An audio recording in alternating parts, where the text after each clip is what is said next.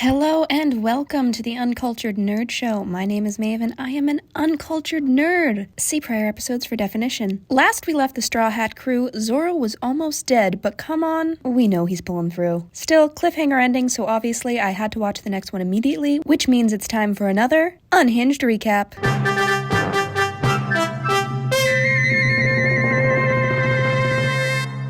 We open with Luffy being actually worried for the first time because let's face it, he failed as a leader. And let Zoro get hurt, but luckily hard-ass chef guy knows some medical stuff and helps out, but it's still a bit touch and go. Seems like he's one of those tough guys with good heart types. Speaking of tough guys, Grandpa's throwing another tantrum because it turns out Mihawk's the watch the chaos type and won't go after Luffy again. And back to the other tough guy who, backstory drop, was a pirate who attacked the ship Child Sanji was working on, but after a storm they both ended up stranded on a rock. Zeph sends Sanji to the other side of the island with a third of the food, but they're stranded for a good while and eventually the food runs out, causing Sanji to try to kill Zeph for a share. But turns out Zeph never had any food and gave Sanji everything, instead living off his own leg to survive. Ew. And aw, classic tough exterior but a teddy bear inside. Zeph's dream was also to find the All Blue, so he wanted Sanji to find it if he couldn't, because he thought they were probably gonna die out there, and this experience and shared dream have bonded them together ever since. Nami reads to Zoro while Luffy tries to extract some backstory from her to no avail. Kobe still seems on Luffy's side, but I'm not sure what Grandpa's planning. Could be bad. Arlong torpedoes to the restaurant with some of his crew, and either Luffy's gonna get turned over or lots of heads are gonna be eaten. Luffy tries to confront his failings as a leader and looks like he's gonna be learning on the job because they are headed out for a fight. But Nami is now alone with the map and the ship. Will she run? Arlong gives us some context with the different species dynamics going on in this world. Turns out there's definitely some bad blood between the fish people and the humans. Luffy shows up and OMG, it's Buggy! And well, that thing about the eyes and the ears everywhere was literal. Awesome. And cue epic fight, which really looks like it's going to be in Arlong's favor. And oh no, Nami's leaving, but maybe it's a fake out, let's hope. Resume Luffy getting his ass kicked, like a lot, but again, he's Captain America and do this all day. Unless he gets salt water on him, then he's screwed. And especially when one of his crew members was actually working for Arlong the whole time, and just like that, the map's gone and Luffy's drowning, because I guess rubber can't float. Or maybe it's that whole thing that the barmaid said about the sea owning him or something. Not sure. But hey, sexy rescue and Luffy saved but depressed. And just to add on, Marines are coming even harder now, however, still seems like it's a capture them alive deal. Luckily, Zeph is still alive enough to give some tough love to Sanji and push him out the door. Luffy comes to realize some harsh truths and looks like Zoro's pulling through and is still the curmudgeon we all know and love, but is also the loyal friend Luffy needs. We're detouring from the One Piece mission to find Nami, and Sanji officially joined the crew with a heartwarming goodbye to Zeph, and I am stoked because it looks like we're getting a lot more Buggy! Cue circus music.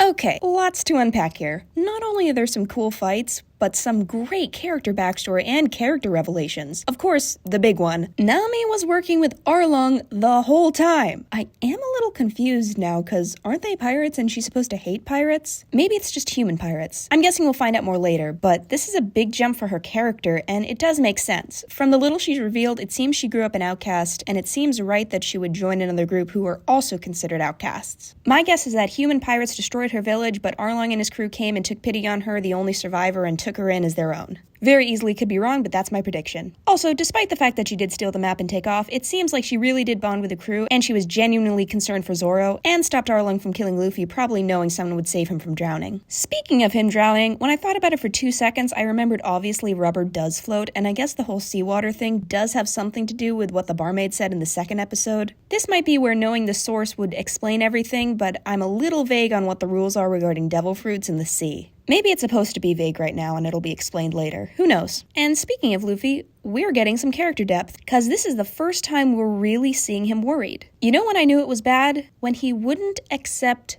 food. What? But for real, this was a difficult episode for Luffy. His role so far has been the happy-go-lucky, always has a backup plan, or gets out through dumb luck character who will always have a joke to break the tension. But here, he's really confronting his failures as a leader. I also haven't talked about this yet, but all the actors are seriously well cast, and Luffy's actor is really showing his range here. I've got no clue if he is playing this anything like the original character, but it really works for the show. And since the fan reactions seem to be all positive, I'm guessing this is true to the original. We also get Sanji's backstory, and what a tearjerker. I was not prepared for this. Since Zeph showed up, I knew he was the gruff mentor who is hard on his apprentice but will die for them in a heartbeat role, but we see that literally here. I kept expecting the backstory to be cut away from, since that's how most of the other flashback stories have been presented, but this was a flashback that really needed to be shown without interruption. Every time another day count came up, the weight of the danger was real. As the flashback dragged on, the pain was felt, and Sanji's breaking point was very understandable. And then that reveal, or should I say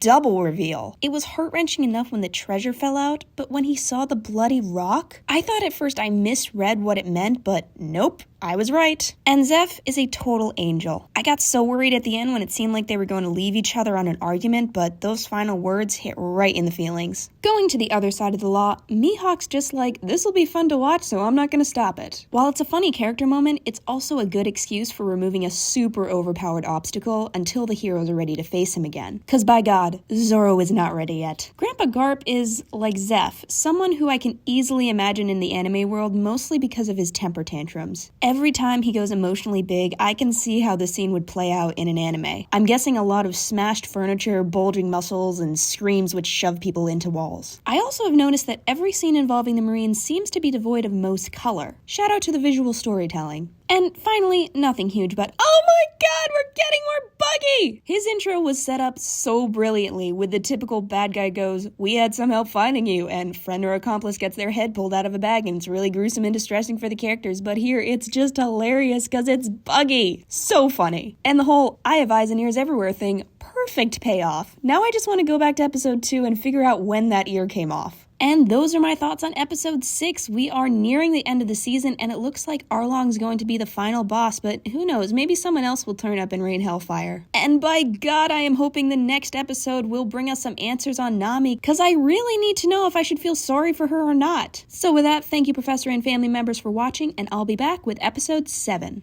See y'all later.